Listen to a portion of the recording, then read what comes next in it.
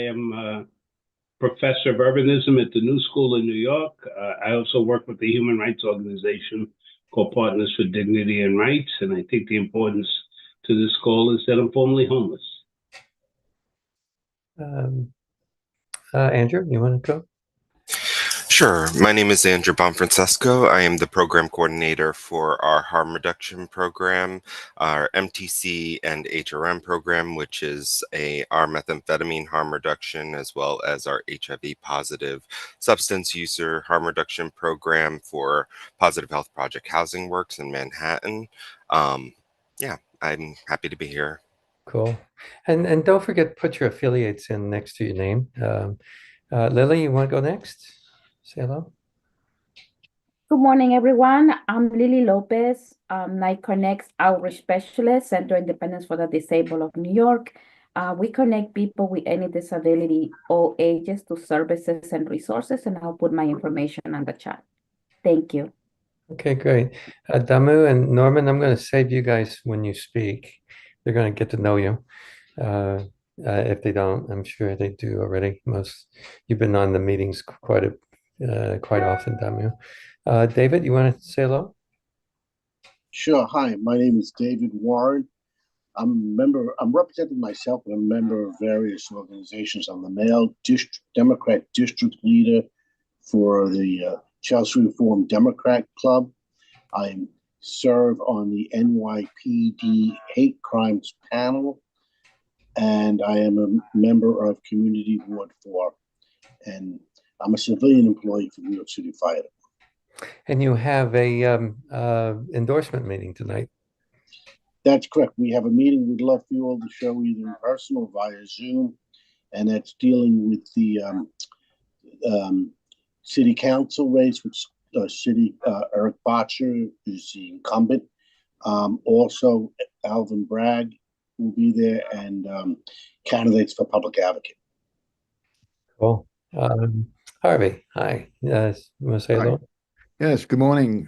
Harvey Montague. I'm an architect and urban designer. I'm a member of the New York AIA Urban Design Committee and interest in Penn Station revitalization and affordable housing, of course. Cool. Rashida?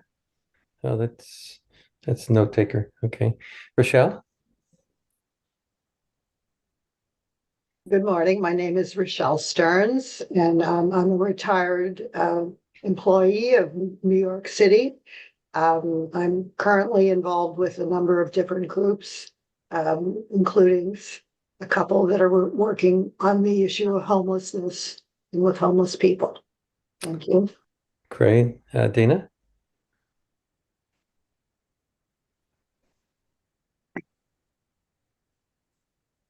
Okay, Johnny.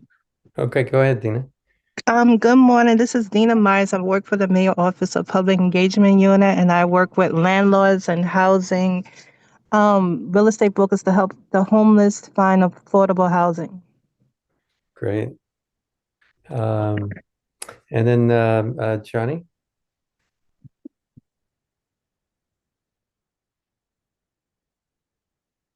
Rivera? Okay. Serrano? Lodi was connecting. Yeah. Serrano, you want to say hello? Serrano? Morning, John. How are you? Good to hear your voice. Good to have you here. Same here. Yeah, how's everything Hanging in there. Yeah. Yeah, and you want to say hello, tell them and put your little affiliate in beside Oh, you. yes, I'll do that. Good morning, everyone. This is Sue from the May Chance Drop-In Center. Yeah. And everything's going okay over there? Everything's going great. Just trying to figure out some housing for the clients. The pantry's going great. We have pantry next Wednesday. Soup kitchen is going great. The numbers are increasing. So we're hanging in there. It's terrific. All right. So, let me pop up the our agenda, and we'll get right to it. So today we're discussing, Norman's going to be our guest speaker as well as Damu Radheshwar. I'm sorry if I butchered your name, Damu. Sounds good. And Rob is going to be with us. We're going to be talking about the criminalization of the homelessness and a few other things. We don't have any. We haven't been adjourning. We haven't been meeting for any kind of policy. We haven't really latched on any kind of policies to work on. There's a couple ideas we're floating around, but nothing has gelled just yet. If you have anything that you really want to focus on, by all means, send it to me. We're happy to put it on the agenda when we can, and as soon as we can. Just a little update on the council. Our farms, of course, isn't doing much right now. It's winter, but we're doing some preliminary prepping, some organizing around it. Our new website's done. It needs a little tweaking. It's a nice look. We can do some petitioning through it. We can. It's more focused on getting funding and also our programs. Our annual report is done. You can click on if you look at our agenda online. You can click here, and you can see what our agenda is about. Our annual report and what we're planning on doing for the year. I need board members, committee members, funding, finance, and street sheets help. So lots of work to be done, lots of work, lots of help needed. One thing I'm really thrilled about, we did an action recently about about Bill 1096. It's a healthcare bill. Basically, it protects the retirees. The mayor's been pursuing his agenda about pushing the retirees, pushing them into a Advantage Care plan. And so they've been to court about 13 times. They've won every single time. We met with Botcher and ran a meeting, and we were wanting him to co-sign on the bill 1096. We got it, and he recently signed on. So we're out to get a few more signatures from different council members onto that bill, and so that the retirees can be protected. I think we all know about the Advantage Plan, but just briefly, the Advantage Plan is a corporate care plan. And what they do is, of course, once they have more freedom to deny and delay services, whereas the traditional Medicare plan has been working quite well for them. And there's a massive coalition of retirees that have been fighting this for a long time. And so they've been taking time out of their lives, going to rallies and lobbying and trying to protect their health care. And we've been actively involved with them for several years now. And Marianne Pizzatola has been leading the charge, as well as Croc. They've been helping out quite a bit.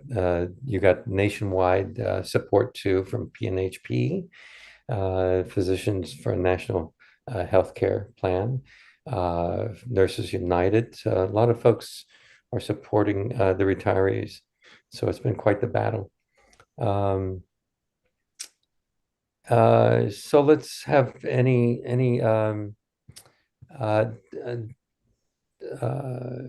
let's see, I'll drop this and we'll, any special introductions? Anybody want to have anything they want to update us on? Dina, any updates or anything? Rochelle, any actions? And we can hit this again towards the end. Okay, with that, why don't we get to our agenda items?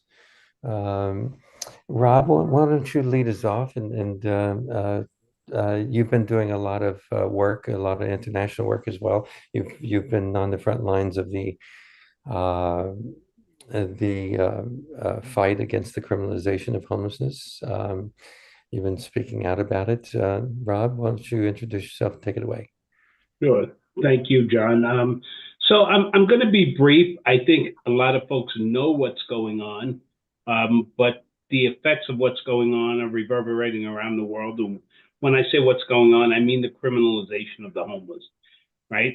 Ever since the Supreme Court decision, Johnson versus Grants Pass, which is a case out of Oregon, when the Supreme Court came down against the plaintiff in that case, we saw a rippling effect around the country of municipalities starting to remove encampments. In fact, the governor of California, Gavin Newsom, went so far as to demand that encampment sweeps start taking place around the country, around the state. He had a few municipalities fight back, like Karen Bass, the mayor of LA, but she's struggling. Sacramento recently removed an encampment of people that were promised a piece of public land for about a year under a contract, and these folks were folks mainly with disabilities. So we see this, a rippling effect going on around the country.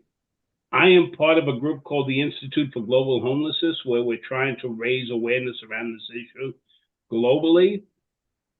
We put in, some members of that group put in a formal complaint with the UN. I'll be at the UN on February 10th, I believe.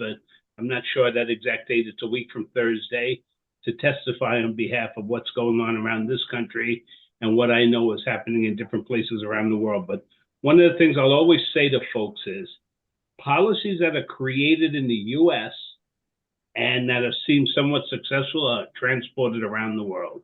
And that has been proven time and time again when especially in places where I work a lot, like Brazil, Barcelona, Spain, you hear the same exact complaints. And to me, it sort of connects back to Occupy. Folks remember Occupy, when the Occupy encampment fell here, it fell around the rest of the world. It's like folks got on a phone call the following weekend and said, this is how you do it, right? This is how you make, these encampments go away. So I think what we're seeing is kind of troubling. There are folks on the front lines fighting it, but we're pushing uphill, especially with the administration that we have in place right now. It's a little bit of a challenge. He's looking to cut HUD funds. He's putting people in charge of these agencies that have never done this kind of work. So it's kind of challenging. But I will say there are people fighting back and pushing back. And we really need to just keep doing this. But I think something that's more important to me, and as a longtime activist, I started my work with the group called Picture the Homeless. I never paid much attention to who was chosen to run the Supreme Court. I've learned a lesson now. You get burned and you learn, right? And the way that this president has stacked that Supreme Court, it makes me think in different terms. There's no compassion in there. We were all out in front of the Supreme Court April 22nd when that decision was being heard. And some of the reports coming out of that institution on that day were troubling. So we knew we were facing a losing battle on April 22nd. We got the final word late in June, as everybody knows. But I think there are good fights going on. We continue to organize. We continue to push back. Honing in on New York City, I think it's a little bit troubling today. Our mayor is traveling up to Albany and looking at making a decision to get a state law put in place or a state mandate to put in place that sort of gives him permission to pull people who he perceives to be mentally ill off the streets and put into homes. I'm fine, put in the hospital. I want to say this: you can pull people, you can sweep encampments, but if you have no alternatives, then you need to take a step back. And right now, we don't have alternatives, so it's something that we need to rethink. And I'm sure there will be pushbacks on that. So I'm going to stop there. I don't think I'm sharing news that people aren't aware of. If you want to dig a little bit deep around what's happening elsewhere around the country and around the rest of the world, I'd be more than happy to answer any questions that people may have. That's been his way of working. Even when he first stepped in office, one of the first things he did was push people out of subways without a plan afterwards. And he There's hasn't been a lawsuit against that. I don't want to call out names, but I received a phone call when that was being discussed at City Hall one Friday afternoon, 3 weeks into the administration, and I voiced my displeasure about it. I was on the phone with Deputy Mayor Ann Williams Isom and somebody else. That somebody else will remain unnamed for this call, but I expressed what I thought was a wrong approach, but they went ahead anyway. So I think it's, it's a tough decision. We're going to have to figure out how to push back. It's going to take a concerted effort of all of us coming together and looking at this through a humanitarian lens. So I'll stop there. Yeah. What do you see as far as internationally? It's something exciting that has great potential. Well, I think so. I keep pointing to Finland, Helsinki, Finland, instituted a policy called Housing First in 2008. If you're getting money from the government in any way to deliver homeless services, you have to implement a Housing First policy to do that.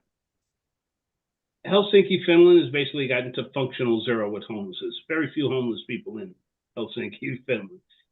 Smaller population, I get it, 2 million people. But Miami is a comparable city, and Miami has a big problem with homelessness, right? So what I'm saying is that it can work.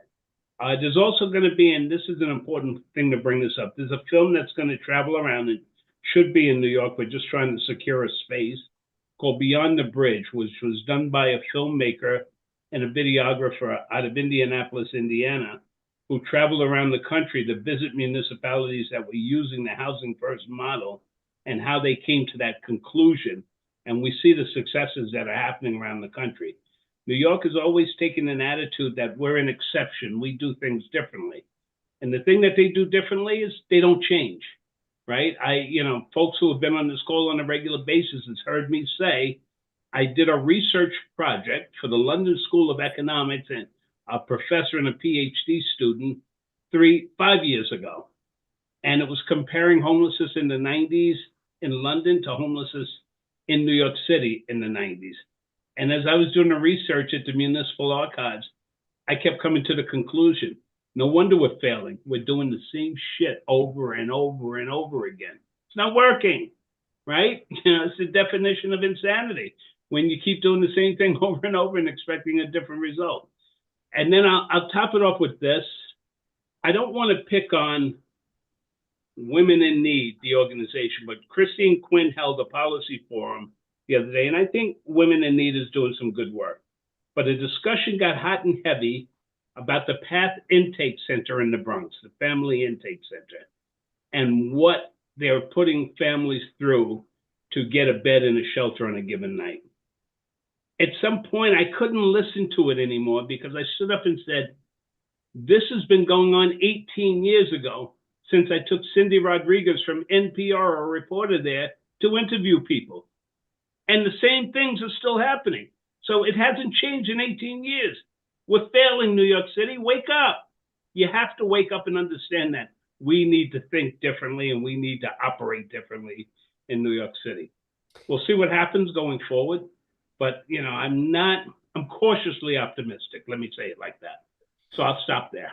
Yeah, it's almost like a facade, really. People get into office and then they start from scratch, and then they don't really take a real hard look at it. I mean, they put out proposals every year. Every time someone gets in office, they're putting out a proposal. I've looked at them all. I was wanting some time to sift through them all, maybe pull out the best things out of them all. We certainly wrote a interesting proposal about the problems in the relationships. We haven't written anything on this resolution to it, but everybody has these proposals, and they you're right. We talked about the Housing First some years ago, and it was a big thing, and it took hold in some places, but not here. I have to relate it back to who controls the real estate here.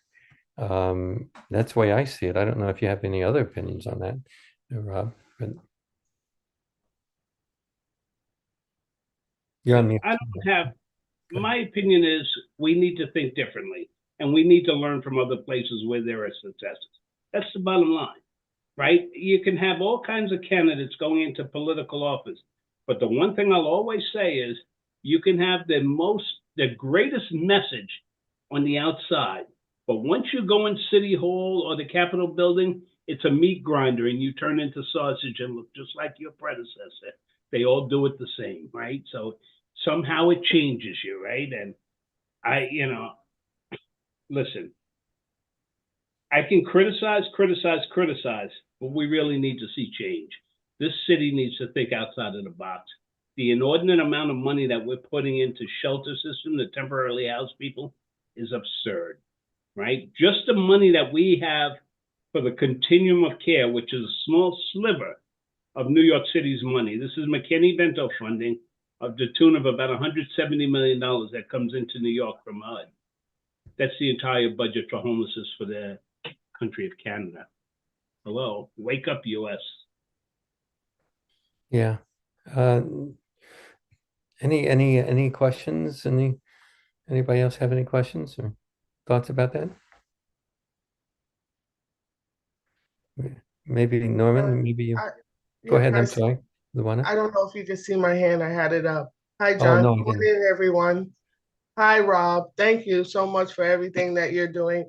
Rob, I wonder if you are familiar with what's going on in Newark. I'm not sure if you know, but the Black Lives Matter, one of the founders of the Black Lives Matter movement in Newark has been fighting against the same issue, the criminalization of homelessness. But what they're doing in Newark is that they are also fining the homeless. So if they don't want to be moved, they will get a fine. So it sort of sets up a person for incarceration, right? So they're homeless. So where they're going to get some money to pay a fine, right? So they end up getting on a warrant list, right? And they get picked up and go to jail. So this is another way of sort of discrimination. It's a multi-discriminatory practice, right? Because most of them are maybe minorities, right? So now you have this continued recidivism about the jailhouse and going to jail. So it is a big problem. I'm not sure if you know Bree Azenato. She's one of the fighters there in Newark, and they are really arresting homeless people. So well, I'm not sure if you're familiar with. Here's what I'll say, Luana. I do think this particular situation is tough. So I work pretty closely with Ironbound Community Coalition, right? A group that does environmental justice, housing, a bunch of different food insecurity work. I've known them for years. I do see their mayor making positive efforts on trying to create housing for the homeless. I have somewhat of a problem, and I'll just say this on this call. I don't say it publicly a lot. I lived on the streets of Miami for 2.5 years. Living on the streets sucks. I wouldn't wish it on my worst enemy. So when people in, you're going to join the Stop the Sweeps campaign, I have to back away. I won't speak out against you, but I'm not going to stand up for somebody's rights to sleep on the street because I think it sucks, right? Especially in this city. The elements are going to kill you. I don't care what you say. The elements are going to kill you. The elements were going to kill me in Miami. That sun beaming down on me every day, enough already, right? So it's not something that I can endorse, but at the same time, I don't want to speak out against it because I do believe people have rights to make a decision, right? Now, I might want to look a little deeper into if you make that decision to say, I want to stay on the streets versus, going into a shelter or whatever. The other argument that I have in New York, we have 600 shelters in New York. We have plenty of shelters, right? It's not a long-term solution. I'm not a tough guy. People will tell you the shelters are dangerous. I survived 10 months in the New York City homeless shelter. I got through it. It wasn't the most pleasant thing, but I had a mindset that I needed to look forward and figure out how to get out of this stuff. So it's complicated, Lou, and there's so many pieces that play into this. It's so difficult, which is why I realized I got out of something pretty easy that's difficult for a lot of people. I did IT work before I went homeless. I could have gone back and made a lot of money. And I said, let me dedicate the rest of my life to seeing if I could share my story, putting myself in front of people, saying your life can change. It doesn't have to be this way. It's not easy work, but I made a commitment. So, those situations are tough in those cities. You're certainly right. It exacerbates an ongoing situation, makes it worse, right? Because it puts you in a cycle that you find difficult to get out of, right? I don't know the perfect answer there, but I think it's a lot of conversations, and we have to create those spaces for conversations. What we tend to do is just fight fires, right? We keep clashing against one another instead of sitting down in a room and trying to figure out a solution that can work and that can be embraced by the entire community. Yeah, it's very difficult, and you set people up to fail, right? So you're not giving them solutions to succeed, but to fail. One other thing you mentioned really quickly, Christine Quinn, she has her tentacles in a lot of different things. So we had like a meeting with some of the people from Related, which is the Hudson Yards, developer. And come to find out who's on board with the Hudson Yards casino development and all that redevelopment, Christine Quinn. So it's like their tentacles outstretch all over the place, right? And it's not in the benefit of the citizens that they're supposed to be serving, right? It's in this money market that is taking over the city, and nobody cares about the little people, right? So it's really a sad situation. But what I call that, Luana, is contradictions, right? And right. It permeates our work in the social justice world. So if you were to dig deep into the philanthropic organizations that are giving us the money to do the work, and you look at who's on their boards, it's the same bankers that were challenging the same development. It makes you scratch your head. And it's something I learned early on, which is why, even going back to my days at Picture the Homeless, I said I'd never work for a not-for-profit organization. I'll figure out another way to finance my life. I'm doing okay, and I never once signed on to work for a philanthropic organization or an NGO that is receiving money from a philanthropic organization. I've been with Partners for Dignity and Rights since 2009 as a volunteer. And I won't let them pay me a dime because I don't want my message honed. I don't want to shift in their direction. I won't work for the city because I don't want to be pulled in another direction. I'd rather challenge all those entities to do better at what it is they claim they do. So, thank you. I think there's some questions in the chat, so I'm not sure if you want to look at that. Thank you, Rob. If you spot one out, Luana, that's you want to bring up, feel free. I think the criminalization we can all agree upon that's not a good thing, and they don't just get pulled off the streets. They get put into Rikers Island sometimes, I think. And I had this discussion with Norman actually, and I've always had a suspicion that they were rounding people up and putting them in Rikers, and people can kind of be stuck there and for even a year or more. I've seen them give oath tickets to folks. I've had to deal with getting an oath ticket taken care of for a fellow that was helping off the streets. And so, yeah, you do pile these oath tickets up. There's a sly way of, why would you give say for an open beer or peeing in the streets to someone unless you wanted to have something to go back to them, say, hey, you didn't pay this oath ticket, and then pile another one on, and then possibly arrest them. And it's a campaign we worked on years ago. Norman may remember that with Picture the Homeless, right? Like they were getting these different fines for quality of life things, and the description on the ticket has to be spelled out what the illegality was.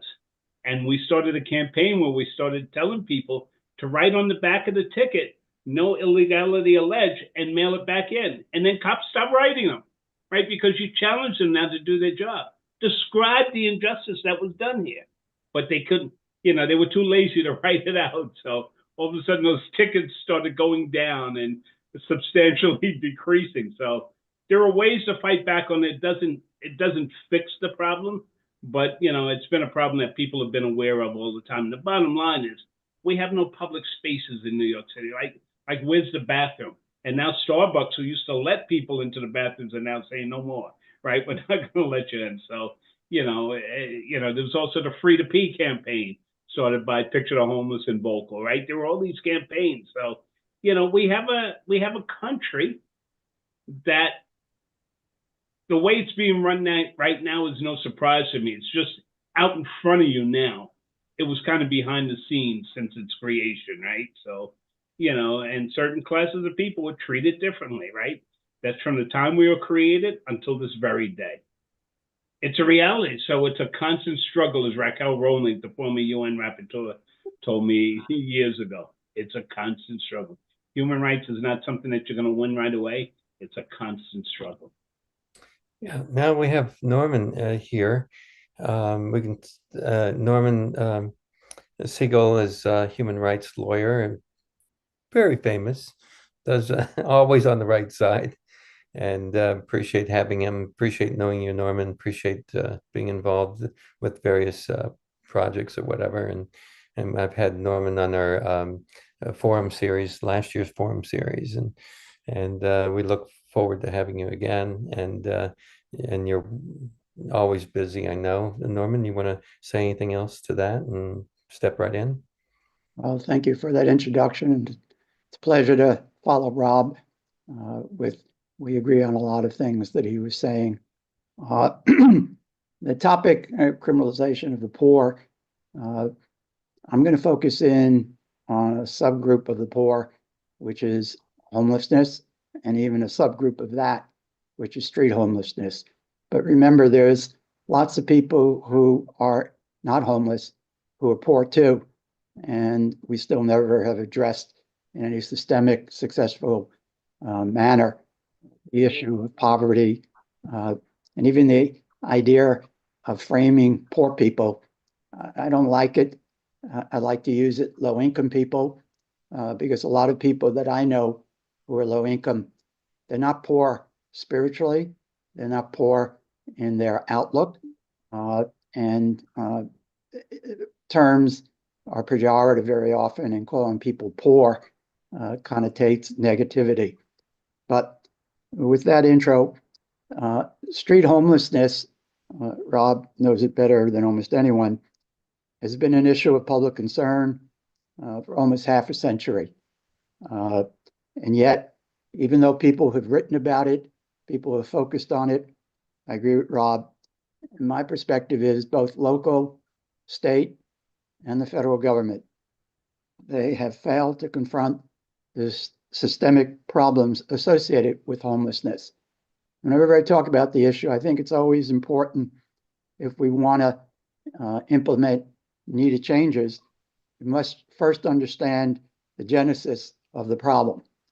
And in the 1950s and 60s and 70s, in this country, especially in the state, all you have to do is not just take advocates' word that the state mental hospitals did not provide needed treatment and were wholly inadequate.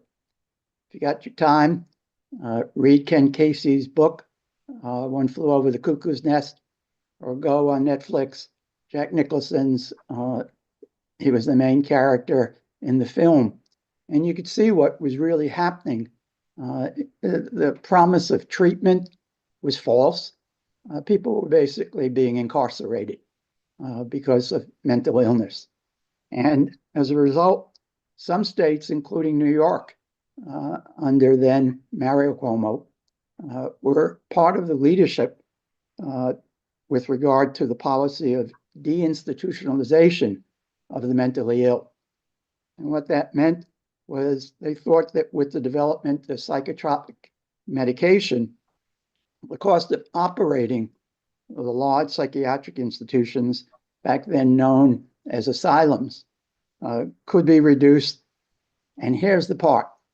The savings, millions of dollars, would then be transferred into development and establishment of creating community mental health facilities, such as small group homes inpatient and outpatient clinics. It never happened. They closed the facilities, they saved the money, but they never came through with the promise. It's a betrayal, and it's gone on for more than 4 decades. And New York State, as I'll point out, is a culprit. And it doesn't matter whether they were a Democrat or a Republican, including the current governor. They've never met the promise. If there's one thing for the civil rights lawyers, at least before my time, we should have back then, and it's always a second guess, but sometimes second guess is important for the future, to learn, as Rob said, from our mistakes, to improve. The goal is to be successful in helping people. And so we never put it in writing. When Mario Cuomo said that we're going to transfer the money, there are people who can say that's what he said, but we have no written document that says that. Because if we had that, we can go to court right now and say a breach of contract. Right now, I and many have made this argument, and yet we don't go anywhere. And it's happening, as Rob said, even today. You'll hear later in the day or tomorrow morning in the newspapers that our mayor and our governor are trying to basically focus on changing a legal standard, when in fact it's a moot point, because whatever legal standard you have, you still don't have any place to put people to address their mental health issues. So let's just take New York State and New York City for an example, but this applies across the country as well. In New York City, after the people were deinstitutionalized, since we didn't have affordable low-income for people, where did they go? I mean, it's irresponsible. They deinstitutionalized people and said, you're out. But where are they going? Where could they live? Where could they get a job? Where could they get some help for their mental health issues? Even though they weren't a danger to themselves or others, they had mental health issues. And so what happened in some places, especially in New York City, disproportionately Manhattan, there were SROs, single room occupancies. But those SROs didn't provide the needed services, but it did provide housing for people. So then what happened? Along came Ed Koch, J51 programs and others. And in Manhattan alone, we lost a large percentage of those SROs. So once the people were evicted, pushed out, even some horrible scenarios in the middle of the night with violence, et cetera, against the people who were in the SROs, where did they go? Well, they went to the shelters under the right to shelter. And Rob, he survived. A lot of people were more fragile than Rob.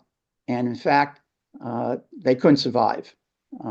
Their paperwork was stolen. Their clothes, their shoes were stolen. They were physically assaulted by people in the shelter system. So what did they do? They hit to the streets. And that was the beginning, in large measure, the increase of street homelessness. Tonight, conservatively, there's 4,500 people out on the streets. It's probably underestimated. Do you ever think you want to do a survey of how many people are homeless? Why do you choose perhaps the coldest week of the year to do the homeless count? Maybe it's because we want to get the lower number than if you did it come April or May, it would be a larger number. We should think about things like that. So this failed record, I could go on, but again, want to stay within a time constraint here. The failed record of creating necessary, affordable low-income housing, some with support services, and the needed, again, I'll repeat this, the needed and promised community-based mental health facilities contributed to the current unconscionable reality of street homelessness that prevails in cities, not just in New York, but all across America. Now, Rob focused in his opening comments, and it's easy to follow Rob because I don't have to go through all the details because he captures it all. He got it. He understands what's going on the streets and in state legislatures and all that kind of stuff that has to be taken into account. And now we go to the Supreme Court of the United States. In the city of Grant Pass versus Johnson in June of 2024, really, in my opinion, a very negative, dark, by the way, dark. People ask me the next 4 years, and I'm going to get to that at the end because I made a promise to myself, and John agreed. I'm not speaking any more anywhere unless I get at least 2 or 3 minutes to talk about what's happening in the next 4 years in this country, because we have to be aware of what's going on. And for a lot of people who are saying, oh, I can't take it anymore. I don't want to read the news. I don't want to watch TV anymore. It's too upsetting. That's a cop-out. We have to do as best we can in understanding what's going on. Otherwise, we're going to lose this democracy that we think we have to begin with. So in the context of that, that decision by the Supreme Court ruled that local governments could fine and arrest unhoused individuals who sleep in public places. The fact that no adequate housing options may have been available did not protect the homeless as a result of that decision from punishment, and that's criminalization. We're criminalizing people because of their status, and that is supposedly not what we are doing in a democracy. So following that, but even prior to that, there were local officials who were beginning to go after people who were encampments. I never understand logically why you would get rid of encampments. If you're an organizer and you're trying to be an advocate for the homeless to get them to voluntarily leave the streets, encampments are ideal because that's where people are. You can go, engage them. The key is to win trust over the people. I'm a gringo. I go out there. The reality, there's enormous racial overtones. People like me are not who are homeless. If people like me were homeless, we would have dealt with this in a systemic, different way. The people that are out there are people of color, disproportionately Black and brown, and disproportionately Black, and disproportionately Black men. And we have to come to grips with that because there's enormous racism and racial overtones to this whole issue. And in the context of that, what you had is, for example, California, Florida, New Jersey, Nevada, Tennessee, West Virginia, state of Washington. In California alone, there are all kinds of, it's not just Berkeley, even Berkeley, Long Beach, Oceanside.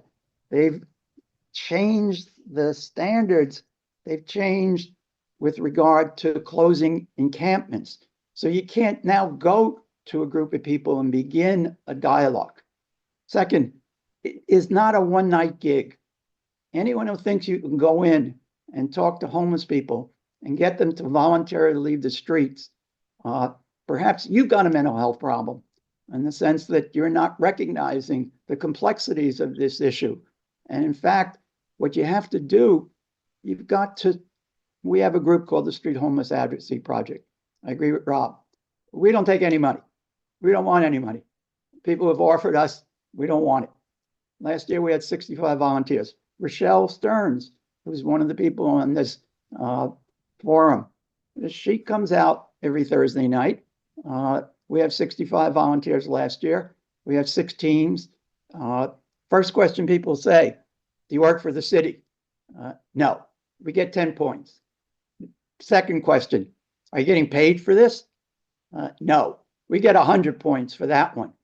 Then the softball question comes, so why are you doing this? And then we can talk person to person. Hi, my name's Norman. What's yours? Let me tell you where I live, what I do. People say to me in the trainings, how do you begin this? How do I begin it? You talk to people like you normally talk. I don't need a script. You want to find out who the person is, where they come from, how did they wind up here, what is on their mind, did they have dreams, what happened to their dreams, do you still have those dreams? And you begin to talk. Sometimes it takes 2, 3 times. That's why our teams, same half a dozen people, going to the same location, the same day, the same time. Consistency. So many people say to us, oh, you said you were going to come back and you did. And I say, yeah, well, that's what we said. And they say, well, that's what everyone says, but no one really follows through on that. You want to be able to engage and get the trust. Just think about it. Why should someone out on the street with their history that you don't know about, why should they open up and trust you? There was a guy, it took me 12 times before he finally said, Siegel, I trust you, I'm ready to go. And what did we do? I went with him on the van because I wasn't sure he'd get there. We took him to the Bowery 2 months ago, got him a single room. I haven't heard from him anymore, which means that it worked. You only hear from people, at least my experiences, when it doesn't work. So this guy, it took 12 times, approximately 12 times, before we could connect. Usually doesn't take that long. Usually takes 2 or 3 times, but you can't do it. And you can't do it in 3 or 4 minutes. Some of our conversations for the first time take a half an hour, 45 minutes. People say, well, don't you have to get your quotas? No, it's about the individual there. And after a while, another thing, the people out on the street, they have their own network. And we've had times where, I'll give you one anecdote. We get a guy in a particular place, like the Brooklyn Welcome Center, which is a pretty good place. The following Thursday night, I get there at 7 o'clock, as I always do, and the guy's waiting for me. And he said, you know, I heard my friend told me you helped in a place.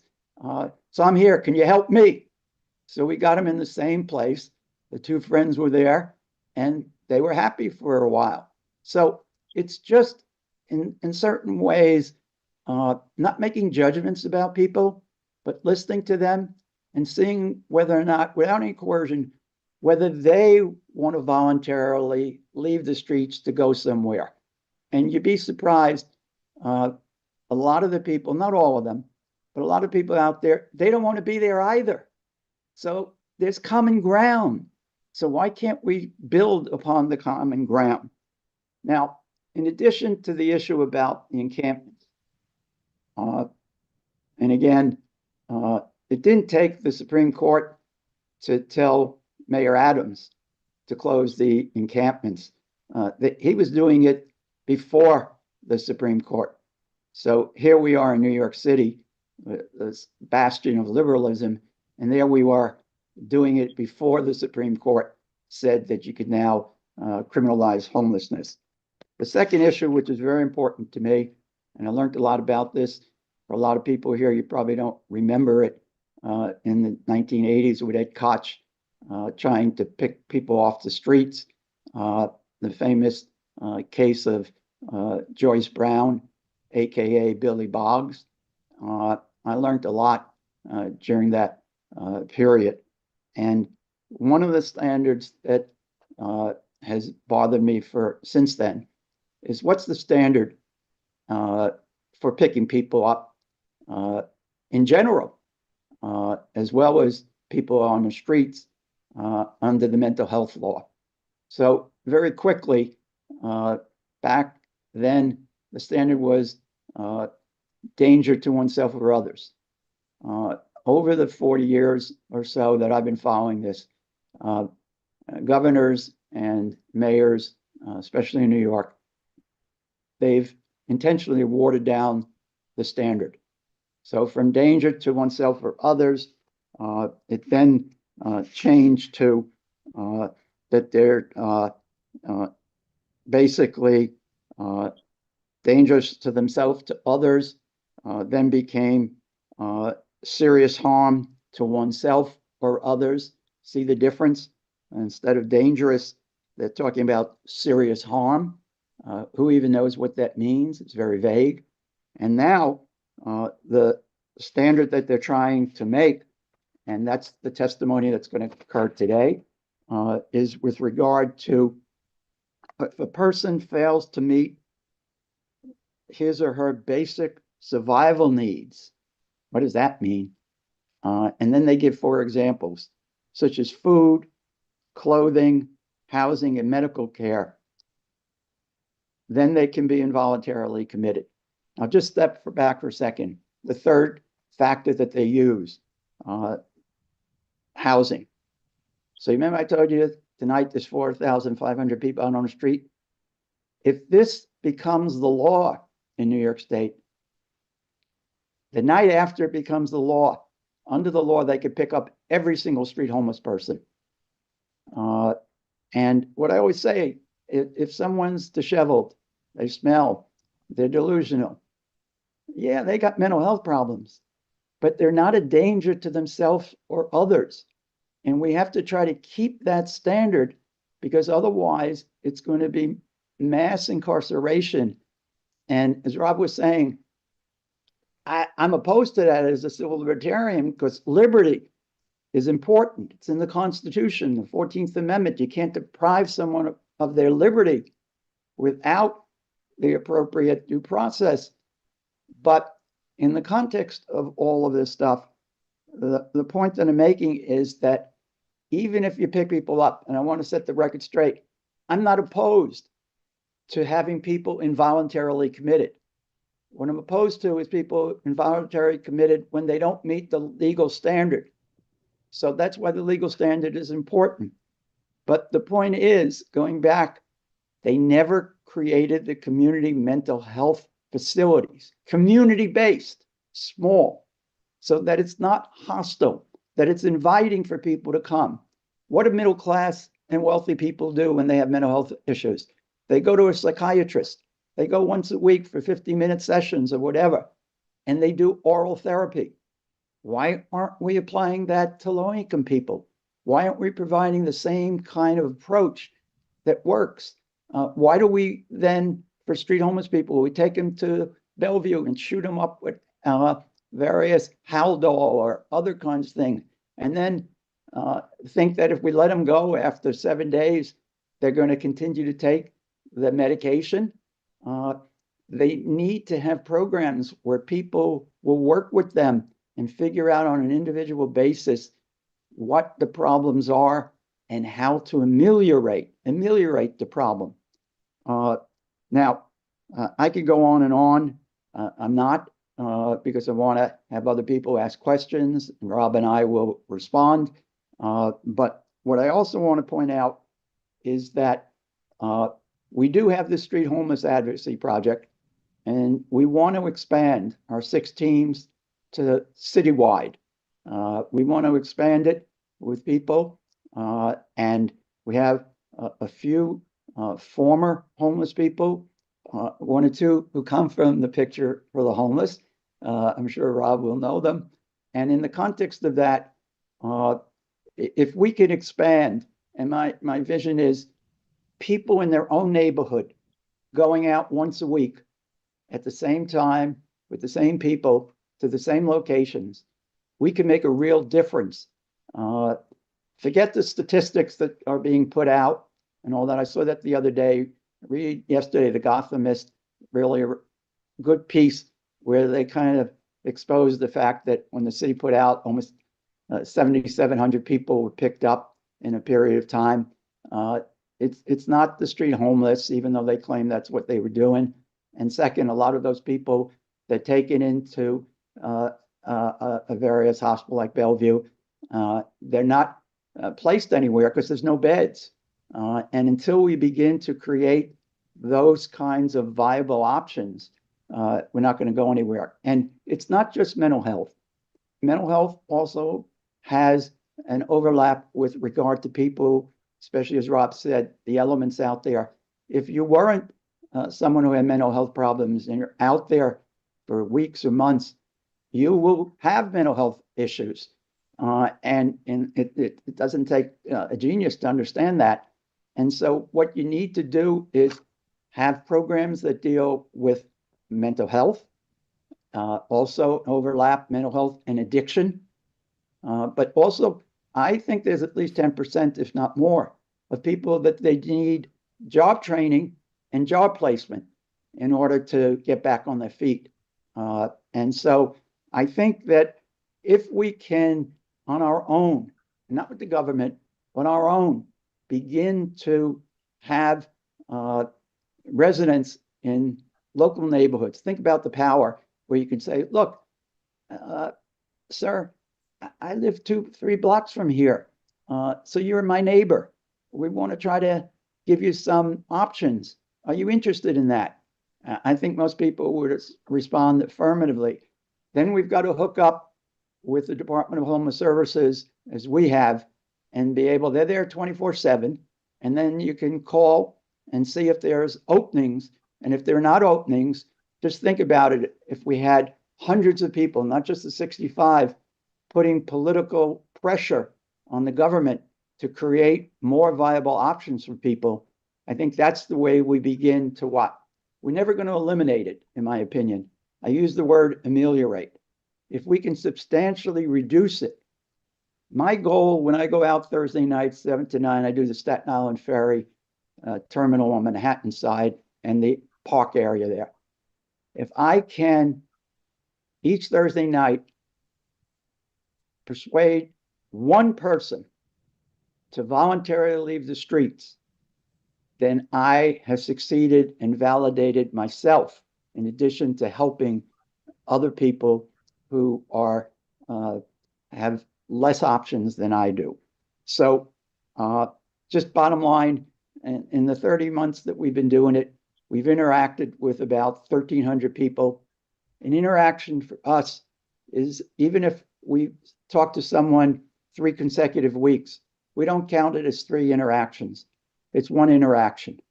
And out of the 1,300 so that we've interacted with, 575 people have voluntarily left the streets. That's a ratio of better than 40%. And ironically, the people who get paid to do this, they're at most 10%. So the model works. The question is, are there enough New Yorkers who care about this issue, really care about it, that they take 2 hours out of their week to volunteer and try to make a dent on this? If we do this, it's a win, most important for the unhoused. It's a win for the community and the city. And hopefully an approach like this might make a difference. We take it in our own hands and we try to ameliorate the problem. So before I leave, if I can, I just want to suggest the New York Times on Sunday had really an excellent editorial. It was titled "Trump's Test of the Constitution." And just, I jotted down this morning while I was having some breakfast, 10 things. Just look at it. He fired 17 inspector generals. He, of course, meaning Donald Trump. They went and tried to undo birthright citizenship, even though it's in the Constitution. Fortunately, a federal judge entered an injunction. They fired 2 Democratic members of the Equal Employment Opportunity and the National Labor Relations Board. When they had that plane crash with the helicopter in DC last week, what did the President of the United States do? He focused in and blamed and implied and injected diversity, DEI into the reasoning for why that occurred. What was that about? The best and the brightest. Going back to the 50s, who are the best and the brightest? People like me, white guys, maybe not even me because I'm Jewish, but in the context of that, it's to demean Black, Latinos, Asians, women, members of the LGBT community, people who have disabilities. We have to reject that. The premise of DEI is to give everyone an equal opportunity. If there are problems with the implementation of these programs, let's address the problems. you don't get rid of these admirable objectives. And second, too many people, in my opinion, are caving in to what's going on. We can do and look to the Southern Civil Rights Movement, look to John Lewis, Dr. King, Hosea Williams, Reverend Bevel, all these iconic figures who knew how to nonviolently approach the issues and change some of the policies and other kinds of things. They fired prosecutors in the Justice Department because they were involved in criminal investigations of Donald Trump. They've tried to take away the power of the Congress to appropriate funds for programs. Where are the Congress people? If they're trying to take away their power, it's 3 equal branches. It's the executive, judicial, and the legislative branch. So where are the legislators? Why are they allowing this particular president to take away their power? I think there's reasons for that. They took us out of the Paris Climate Agreement. They took us out of the World Health Organization. The ICE raids that are taking place that are scaring so many people now in cities all across America. The last thing, the Department of Transportation the other day announced, where do you hear this one, that all future funding, 2 conditions. One, if the locale is supporting ICE in the raids, connecting funding if you cooperate, even though the state and local officials do not have to cooperate with the feds on immigration issues. But second, they're going to claim that future funding, the priority will be when they look at the birth rates of local communities. So what they're proposing is they're proposing that they'll grant future funding to locales where the birth rate is on the rise. So they're encouraging people. The government is telling individuals to go out and have children. That happened in China a while ago. It didn't prove very successful. But why in a democracy will a government have the audacity to tell people what they should do with their private sexual lives, etc.? All of this stuff is leading, as the New York Times, and I'll quote them for their ending, because I think it really puts it very, very well. Mr. Trump is indeed testing Washington and the American people to see how far he can go in accumulating authority and marginalizing anyone in a position to question his actions. Here's the next sentence. It is a test the Constitution cannot afford to lose. I believe in the Constitution. Not everything in the Constitution was or even is ideal. That's why in the preamble it says to create a more perfect union. And in my time, starting when I went south in 1966 in the summer as a law student, the things that we've done, I believe, were to make America more inclusive and more fair. And right now, there's a movement to undo whatever gains we made. And I say we have to challenge that. We have to speak out. And we need to create, as Dr. King talked, the beloved community once again. And it's not just in the South, but it's in the North, it's the Midwest, it's the Far West. And lastly, when John was talking about announcements, this March, it was actually March 7th, 1965, in Selma, Alabama, which led to Bloody Sunday, where John Lewis and Hosea Williams got beaten, all the other people got beaten. And each March, the Sunday closest to March 7th, this year it's March 9th, for the 60th annual march, they will be marching in Selma, Alabama. I, with some other people in a group called Abate Hate, we're going to not be able to go to Selma. So we in New York are going to meet at 1:30 at City Hall. I have the permit for the steps. We'll have some speakers. And at 2:30, when the people in Selma are marching over the Edmund Pettus Bridge, we're going to march over the Brooklyn a bridge. We also have people out in Stockton who are trying to organize people in San Francisco to, at that time, which would be 11:30 their time, march over the Golden Gate Bridge. We have some people in Nyack, New York, and in Westchester who are going to march at 2:30 on March 9th over a bridge in Nyack. We're going to try to get as many cities and as many people on March 9th to not only march for voting rights and civil rights, but also to abate hate, hate violence, and also to address and call for unity for the threat to our democracy and our constitutional system. The people and some of the names on this stuff, you are leaders. We want you to join us. And John knows how to get in touch with me. I can give you the email addresses and all that. We want to try to get as many people across this country, and especially in New York, on March 9th at 2:30. My line is, find a bridge and let's cross it. Let's all together show the diversity that we have and the spirit that we have to make sure that we do not allow a retreat from all those kinds of issues of freedom, justice, and equality for all that we care about.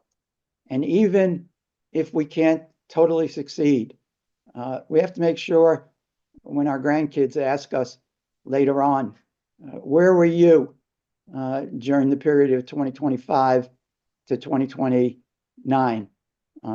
We need to be able to say, yeah, we were here. And then the next question, Grandpa, what did you do?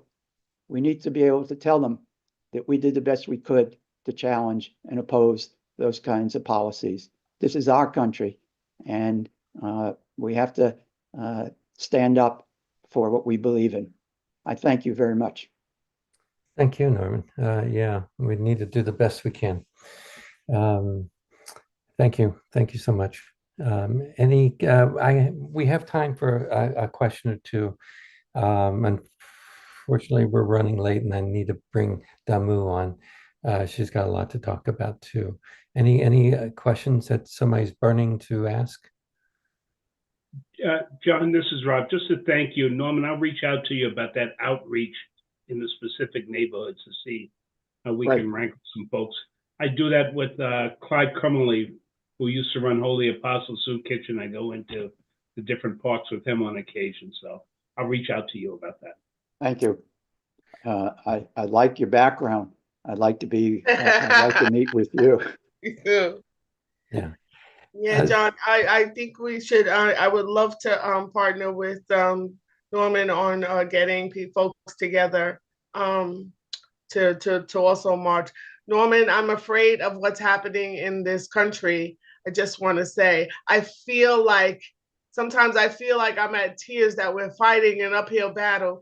And I feel like they're not burning down Rosewoods. They're not burning down neighborhoods. They're not burning down, churches and bombing churches anymore. They're using the system, right, to criminalize people and to criminalize economic, their economic status. And I feel like we're going backwards in time, right? And so a lot of what you said is so profound and so true. When during the pandemic, my organization was out there on 125th Street and Lexington Avenue before it was becoming gentrified in order to serve those that were coming off of Ward's Island because they had to leave for a period of time.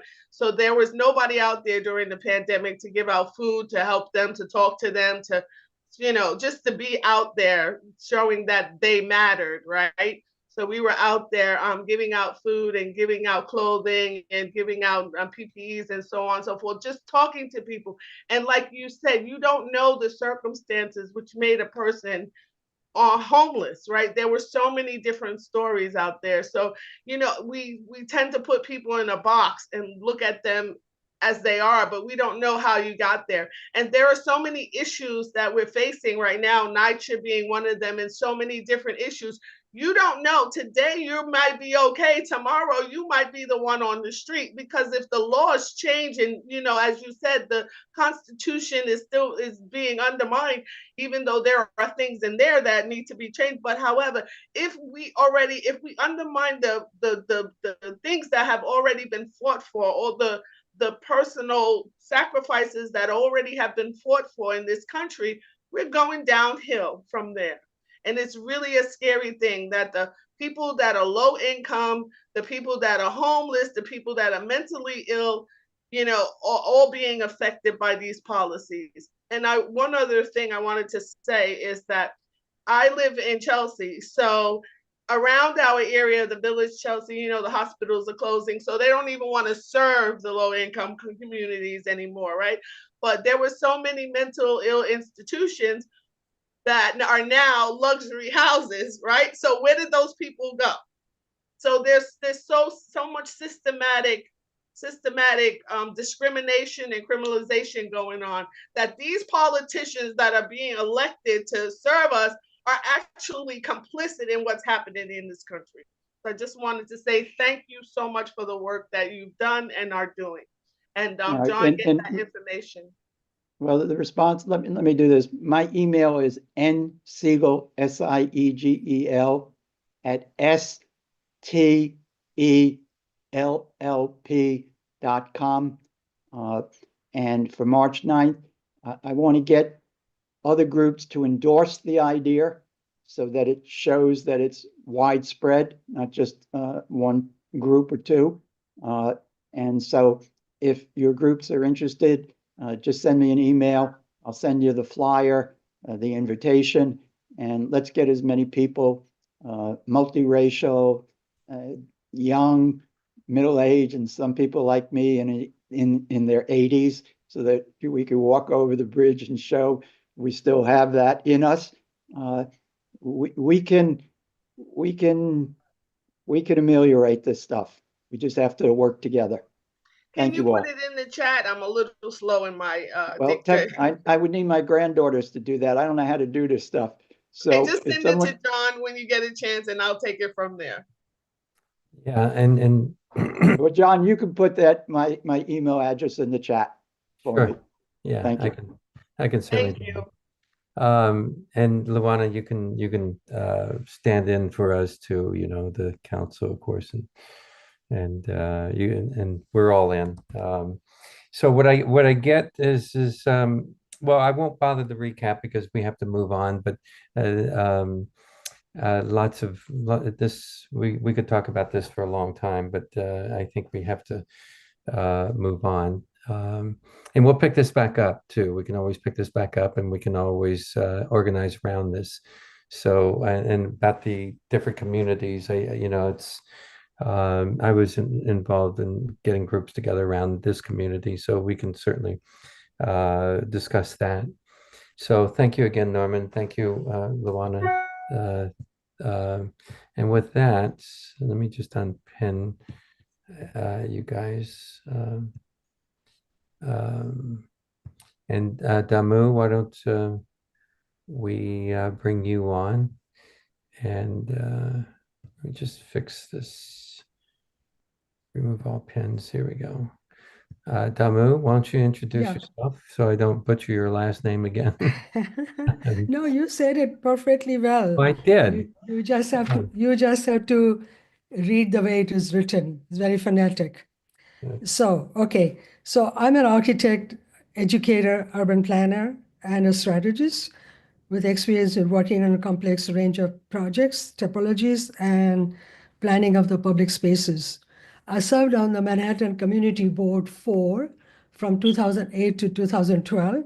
So that kind of brought me in touch with all the things that, as an architect of very important buildings, important in quotation marks, very important buildings that I was doing, I was least aware of it. And our meetings used to happen around the Elliott houses and also Fulton houses. And of course, we had to also go and present our architecture projects to the community board various times because that's the kind of work we did. We did a lot of public realm work.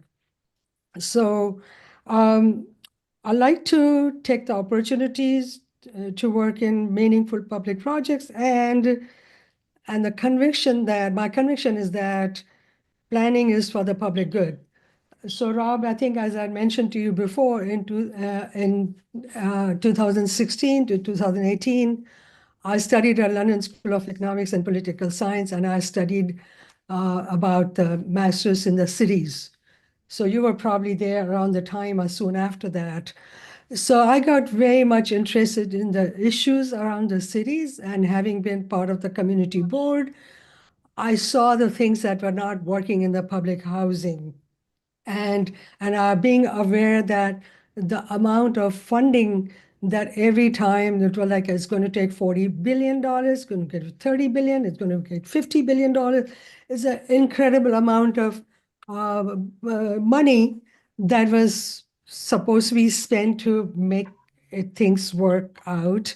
And then, of course, even that was not enough. So, of course, everything has kind of come to a maybe is moving at a very, very, very low pace, if at all. I realized that recently there was a proposal for Fulton Houses, ULI, Urban Land Institute, supported that by developer related houses, related company, and the community turned it down. Why did the community turn it down? Because first of all, they wanted to demolish so many buildings. And after demolishing the building, they were going to put up even higher rises, and they were going to have more density. More density is not a bad idea in the cities, obviously, but this was going to be done at a scale and the way, and of course, the residents of the public housing there, they did not trust the developer. They did not trust the ideas that they're being put out. I don't trust related either. When I lived up on the 97th Street on the east side, they built, I lived in a very small 4-story old tenement co-op building. And next to us was a parking lot. They started to build a 44-story high-rise, and without taking any precaution of protecting our little baby building, they destroyed my building. So yes, I don't trust them. It took me a long time to deal with it. So that also brought up my experience in that 4-story apartment building was that we were self-managing that small apartment building. We could not afford to hire a company who will come and manage. We hired people when we needed those people, but we self-managed. There were only 3 families who lived in that building. Yes, of course, the scale was very small, but when I was studying at LSE, we were dealing with all kind of global problems. We were learning about how do you fund the Crossrail 2 in London. Crossrail 1 is already open at this point, but Crossrail 2 funding issues were there, and that also brought in urban development, urban planning. And so I've thought that I had great ideas, and I submitted my abstract to Loeb Fellowship at Harvard University. I call that a pilot program for self-management. And I had previously at this forum, I have discussed, I just said that I'm doing something like this. This is my idea. And when all the ideas don't work, which is what has been going on in the city, when all the ideas don't work, you have to think about, forget all the ideas. Let's think about something entirely different. I learned in this forum here that at some points there's been a discussion about the self-management. But since I'd already talked about this, I thought that I'll share with everyone a little bit more detail about what I think is a self-management. So first of all, the self-management would be like, need assessment, capital need categories, housing deficiencies, capital needs, capital funding sources, capital commitment. Commitment is very important because when we lack commitment, things don't get done. So commitment on the part of the stakeholders and the funders is very important. And the only time certain public projects get done such as the project that I worked on, which I put also in the chat today. This is a Schermerhorn house in Brooklyn, and we were architects for the Common Ground community. Now they changed their name to Broken Ground, and the Common Ground community was promoted supportive housing, supporters homeless housing. And in this case, they were partnering with Actors Fund of America. So this project we started in the 2008-2009 timeframe. And at the time, actors had gone out of work. A lot of actors did not have the jobs. So between Actors Fund of America and the Common Ground community, they decided that they're going to provide what we call also an SRO. But this SRO has services. This SRO also had independent living condition, a small studio apartment with a scale that HPD, New York Housing, had all they had they had the minimum standard for that. But we created a beautiful building. The site was very difficult site. It was on top of the two active subway tunnels underneath it.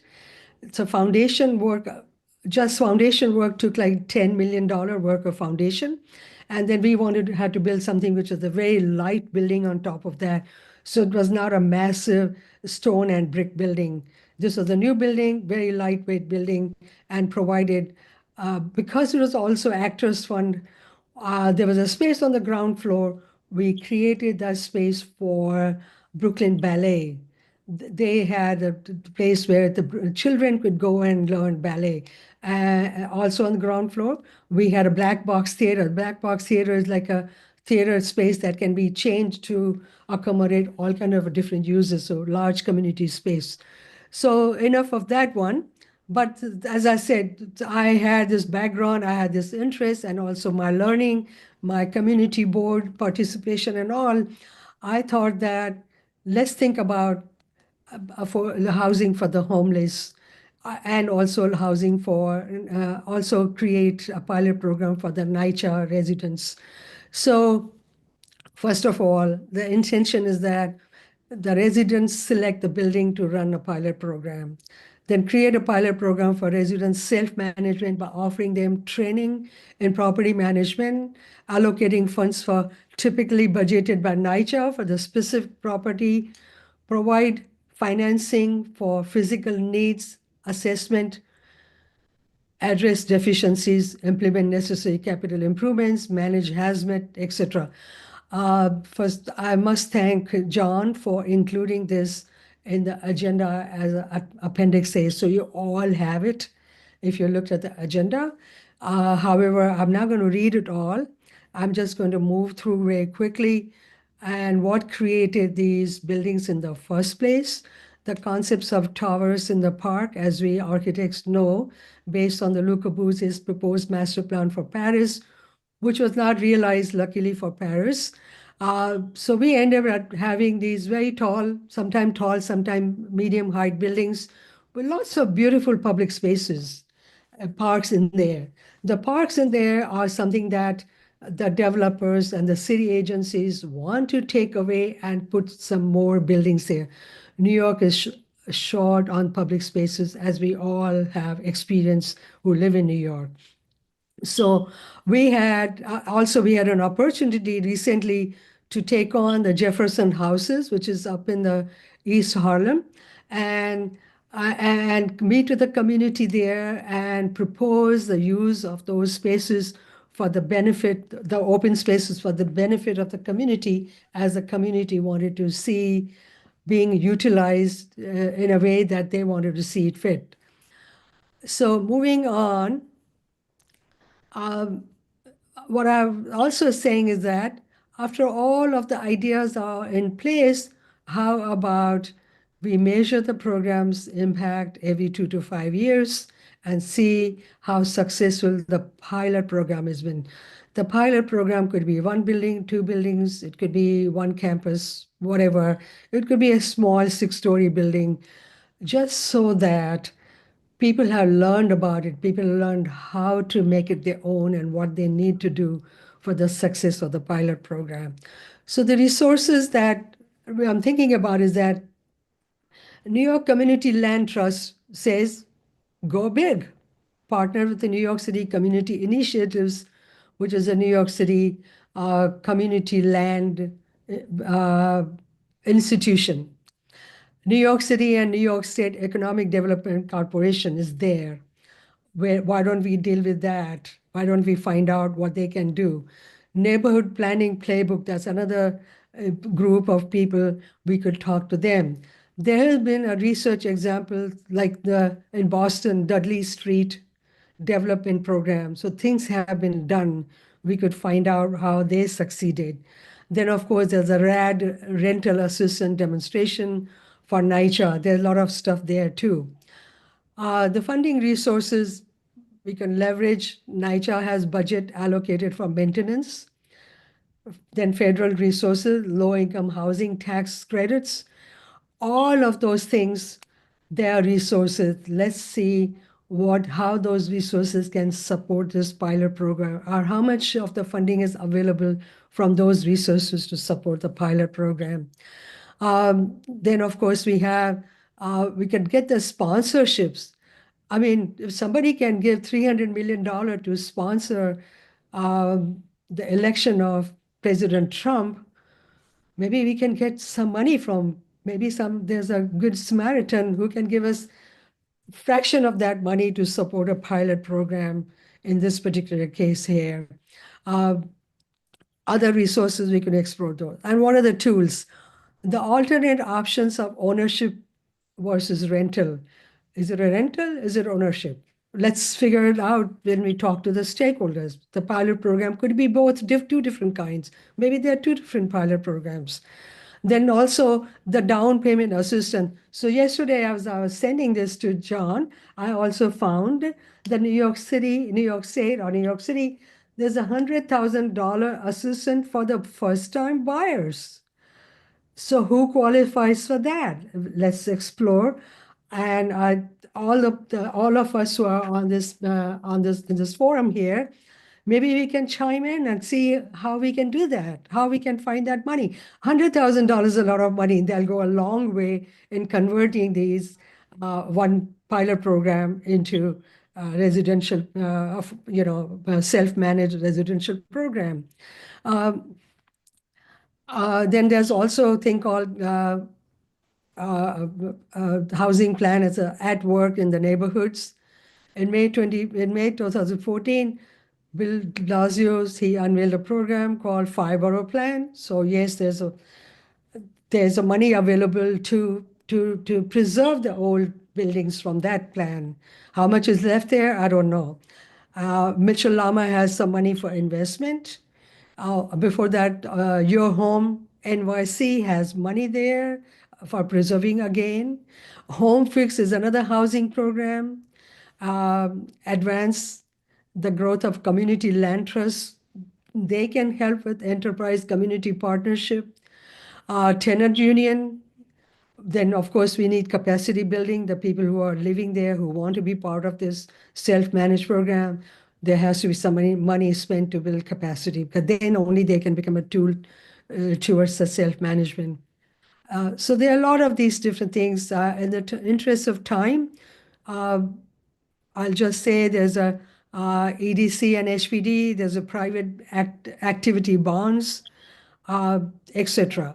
So I implore everyone who's here, please take this thing on, look at it, redline it, mark it up, throw in your amazing ideas, because everybody has more experience doing this than I do. I just like to think that we don't have to surrender to one way or other way of doing it. If things are not working out after so much effort, as I said, I lived in New York since 1970. So all these years I've seen that things have been moving extremely slowly to support the public housing. And in most recently, since I have done more studying, reading about it and learning about it, I find there's so little that happens here.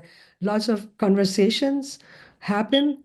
I myself have done a lot of conversations, but that's never enough. So I am submitting to all of you here, redline it, put it together, give it in whatever format you can, send it to me, and I will then take it on. I will find time to do some more research and make it something that's could be more palatable to submit to whoever we want to submit to if we want to do activism around it. We want to give it to institutions, planning, architecture, landscape architecture, and all the city institutions. We can then work towards that. Thank you for listening to me. Thank you. You bring up a lot of institutions. If we could bring them together, it seems like we could be effective. This is something we're trying to find a focus also with another meeting. We talk about development and through running in Penn Station. You know Sam Turvey.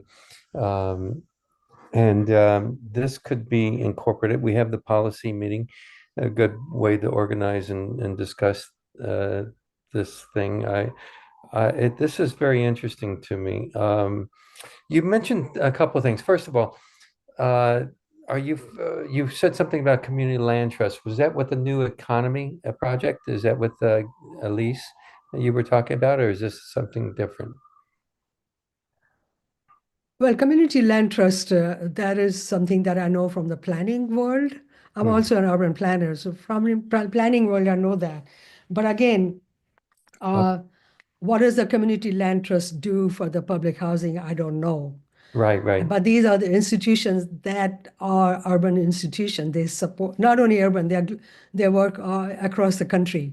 Okay. And if you need to find a place for a pilot program, if they don't want to do pilot program on the NYCHA campuses, then maybe a pilot program is elsewhere. Maybe a pilot program is something that we can take to HPD.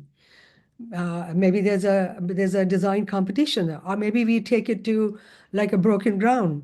It used to be called common ground. It's breaking ground. Breaking ground, right. I shouldn't say broken ground, sorry. It's okay. No, Yes, okay. I know them as common ground. That's when they used to be our client. Yeah. And also, I'm also connected with Rethink NYC, with a Penn Station. I'm on the advisory board, actually. Yes. And one other thing I wanted to talk about is that we do Europe whenever we have a large scale development happens. There's a Europe process, and often the zoning change kind of makes the developer provide 20 to 30% affordable housing, which is great. But why is not part of that affordable housing also house the homeless? Yeah, I have a lot of problems with that because they just rename a tax incentive and it's just the same thing, and we actually work to get rid of it. It's not permanent in a lot of cases. I don't think they're looking to have it permanent, and you're right. No, it's not a shelter. Maybe it's not a shelter. It's similar to what we did as Schermerhorn, which is not a shelter. It's something that they live there for 6 months, 8 months, or whatever, and when the people become more stable in their jobs and other things and their mental issues, then they move out of there. It's not a permanent and it's not a shelter. It's a short term, but not a shelter. Yeah. Yeah. But why should there be discrimination about that? Is humans and is housing, and some can afford to pay a market rate, some can afford to be subsidized, and some can be afford to pay further subsidized. And there are always these the community spaces within those buildings. I mean, you can see in the market rate housing, you can see they have these fabulous places in there, working places, exercise places, pool on 86th floor, whatever. So yes, they can also provide housing, which is not a long term, not a shelter, but is affordable. It's a kind of affordable housing for the homeless. I mean, first of all, I'm having a difficulty accepting that homeless are not treated the same way as rest of the community. Yeah. Homeless are not treated the same because they don't have the money. Yeah. They just need more services at a certain point. So I beg to differ with you on that. Oh no, I don't. We're not on. We're not in disagreement here. But I look for permanence, and and I don't like the word homeless, labeling people homeless because it I kind of agree. separates them. They're people who are in a homeless situation. They're people who are unhoused, and that's why no, I don't think we see anything different here. I just look for more permanence and more expansive. Well, 20 there's also not enough. used like a housing challenge, right? So Yeah. why do we even use unhoused? Why not housing challenge? Yeah, I like that. That's a good term. I mean, we're all, I mean, in the city, you're housing challenged, and I agree. You also mentioned something packed. You kind of went, and I think Renee wrote something in here that's very pertinent. I saw it popped up. The PAC program, of course, is a corporation or agreement, and this is, I think, what's led to the demolition uh, proposal for the Elliott Chelsea and Fulton House, and those are great buildings. The community rooms they just redid. So I think a lot of people have problems with the pact because it's of course Related's involved. Related's is one of the bigger development companies, and they're all brothers and sisters in that world. And so you mentioned something about that. What was it you had said about connecting with them or something, or no? With related? Yeah. No, actually, actually, somebody I know, a colleague of mine, he was attending some meeting related, and he said he heard my name there, and then other person said, "Oh, she's a difficult person," because they That's good. they destroyed the building that I lived in, and Yeah. it took us 7 years to finally get done with it. Yeah. So yes, of course, I am not a fan of related. Yeah. But Yeah. I'm not difficult being an architect. I believe that things have to be done according to the codes and the laws and all that. So even when I'm working with my own contractor on my own house, I don't act as an owner. I act as an architect, impartial. Okay. So Cool. so anyway, so that's my thing. Yeah, I don't know. Okay. No, I don't want to Rob, deal with related. Yeah. gotcha. Rob has a question for you. Yeah, I just want to quickly bring up something, especially when it comes to new construction. We have to understand the effects of capitalism on land in this city. And that's what makes it difficult. There are plenty of good intentioned people, but to acquire land to build on is through the roof. They just can't do it. And then when you start to, a lot of the breaking ground in these well-intentioned folks that are cobbling together financial resources, it takes them so many years to put together the financing to do it. And then you have a limited amount of time from the time you put the hole in the ground to complete the construction. So it's a difficult process. There's a lot of layers to this, I Yeah. guess is what I'm trying to say. And I'd also say that I serve on the board of Cooper Square Community Land Trust. And I think we need to do a better job of educating the public on what the value of a land trust is and community control. I don't think people understand it fully. I can tell you at Cooper Square, there are people that are looking to sell off the apartments that they have for profit. That's not the idea. You want long-term investment, folks, right? Like, Yeah. but we're all profit-minded, right? And we've absorbed the narrative going. We don't think for the future. I don't want to point fingers at anybody, but I think that's part of the problem at Penn South. It's a U.S. attitude. I got mine. Go get yours. Yeah, that's a very good point. Since you brought up the breaking ground, um, that site that I did the project in Schermerhorn, that site was given to them, they partnered with a developer also, given to them for $1 because it was a very difficult site to manage, to work on. And that's what I also mentioned. That site required $10 million and creating a foundation before even you could build anything on top of it. So that's a site is worth $10 million for that matter. Yeah. But it also requires the city of opening up its mind, because one of my students from the new school went to work for a developer from Europe who can figure out how to build and not so normal spaces, building modular housing. But the city poo-pooed it. You have to have certain dimensions to build. Well, there are creative minds out there, city, and this is part of the homeless population. Open up your mind. Think outside of the box. That's why we fail in the city, because we refuse to do things differently. And there are a few people in control, and they stay in control. Well, this project also had New York State bonds, and those bonds were carried for 30 years or so, as they're still paying the bonds, of course. Yeah. And so Cobbled there are many together ways financing. It's not easy. It's a not challenge. easy. I serve on the board of GEAL Community Partners, building a thing up on Webster in the Bronx. It's been a challenge. It's taken us 6 years to put this thing together. It's complicated. Yes, but you got to start somewhere, right? Yeah. I agree. But we also, the way you start is by challenging the city to get rid of some of the regulations that retard people from doing some of this positive construction. There are a lot of regulations that prevent us from moving forward, and those regulations have to be removed. Well, as an architect, I'll just say that it's got to be life safety is an important issue, and livability is an issue. So whoever is going to live wherever, it's got to be a safe place where, of course, one of presentation on this forum was by this gentleman from Seattle.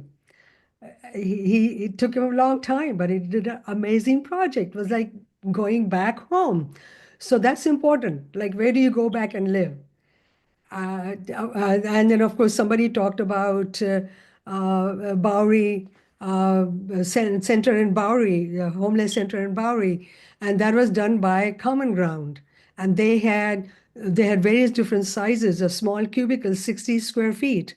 I am aware of that because our client at the time, Common Ground, was putting those together.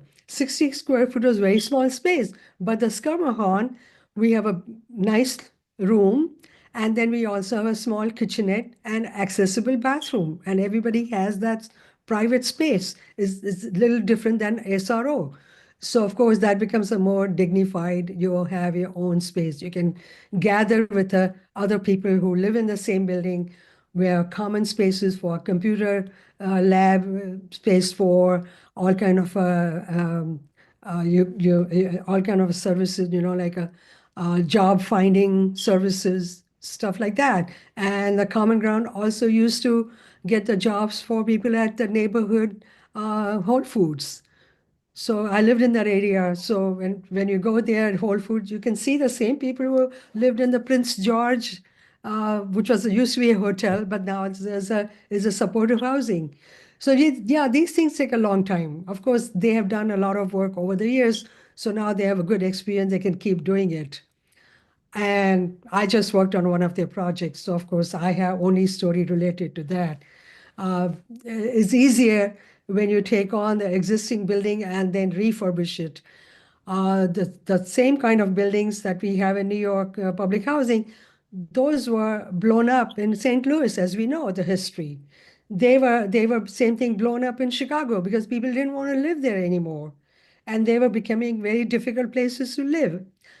Luckily, New York is a little bit better, but that doesn't mean that they do not have to be livable spaces. So But yes, hence the pilot program.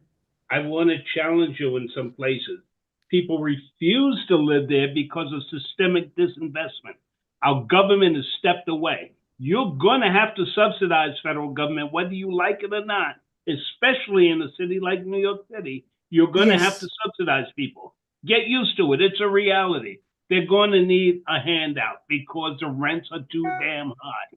So people are going to need a constant subsidy. But since the Reagan administration has been systemic disinvestment, the only reason you haven't gotten rid of public housing in New York City, because 500,000 people live there. Where are you going to put that city? Right? So, but other cities around the country, you've taken down public housing. Well, you've traveled to many parts of the world, Rob, and everywhere in Europe is all public housing. 80% of the people live in public housing. Well, I would call And it that social housing, a little bit different I know layout. I know. It's just a nomenclature change. Let's call this social housing in New York also. Let's not call it public housing there's a anymore. struggle. There's folks fighting for that too. But Yeah.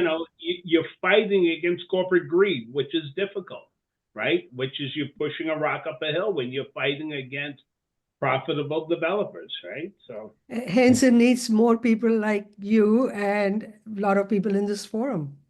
That's really the battle, the scrimmage line right there. I think what you're talking about too is building communities around this. Social housing kind of gives that image, and then what you're talking about too with this supportive services, it's like a community building, and I think that's very appealing. And Renee has her hand up. Renee, you want to pop in here? Well, I guess Rob said what I was going to say. Yes, you're going to have to subsidize housing, but yes, housing is subsidized throughout the country. People don't think of the tax breaks that you get for having a home, a subsidy, but in many ways it is. And yeah, public housing subsidized. Most housing is subsidized. That's something people have to acknowledge. And it's not that people didn't want to live in Pruitt-Igoe, which was destroyed. People kept fighting for it, except eventually, as Rob said, disinvestment and abandonment, that frankly it was blown up. That's part of the problem. Lack of maintenance of infrastructure, deciding to commodify and racializing housing. If the original people who it was built for was still there, some of these problems may not have happened, but they're gone. And now it's gone to another group of people. So that's something that also has to be acknowledged. So it's not that people, at this point, housing is not well built today. Most things aren't well built today. And we have a problem in that we don't maintain our infrastructure, that a newly built apartment building will start falling apart within a year. And we're already seeing that. So that's something that has to be acknowledged. It's not that people didn't want to live there. People were forced out because they wanted the land. And that's what this is all about, a land grab. And that's what it's always been about. I think Renee brings up a good point that we don't often talk about, that mortgage tax deduction. If you look closely at that, folks, and I'm going to say it, and I've said it publicly, I've said it in DC, I've said it in front of HUD, I've said it everywhere, anybody will listen. We are subsidizing homeowners more than we are subsidizing poor people. Bottom line, right? The mortgage tax deduction, if you took that away, would solve all your problems with public housing. Why don't we have that on an agenda for next month? Just that is, yeah, that's a good conversation to have, I think. And how would you, Damu, how would you, when you talk about gathering these folks together and having the discussion and finding different resources, you want to do that offline in a separate meeting? Do you want to bring that on as an agenda item, or do we want to maybe incorporate it with maybe have a discussion with Sam? Well, what I would to start with, step one is that, as I suggested, that if everyone who's received this agenda today, they could open up the addendum A or addendum one, what do you call it? Addendum one, and mark it up. Give me your ideas, give me your thoughts, whether such and such group is sinister or such and such group is this, or your experience on that, and also the ideas that you have from elsewhere, anything you can help with, and if you can send it to John or send it directly to me, and then we can have a next discussion next month about what we have received at that point, and then we can start to say that what is the second step after that. These things will be more like a baby steps, obviously, because this is a very complicated topic, and everyone has. I will also try to send it to other people because of the woman who started Common Ground. She is now in California. She's doing I can't remember the group she started. So she's doing homeless housing in other places, but she's doing homeless housing, not affordable housing that we are talking about here, not the NYCHA public housing. So the examples of that, for example, if some of you may have attended a public housing revolution, this was at Prince George Ballroom on May 23rd, 2019, the Citizen Housing Council of New York City, and organized by actually Common Ground, I think. And it talked about, it showed the housing in many European cities. So they were great examples of that. So I could reach out to some of these people and see what we can put together. Damu, So I'll do my part of the work. Can I interrupt you here? Yeah, When was that forum? that happened on May 23rd, 2019. How many years ago was that? 6 years ago. What the point I'm trying to make is our city is not opening up its mind and not willing to learn from other experiences. Yes. That's a fundamental problem. So until we get people in power replaced that think outside of the box, we're going to continually chase our tail, right? Well, Because you can the ideas invite. are here.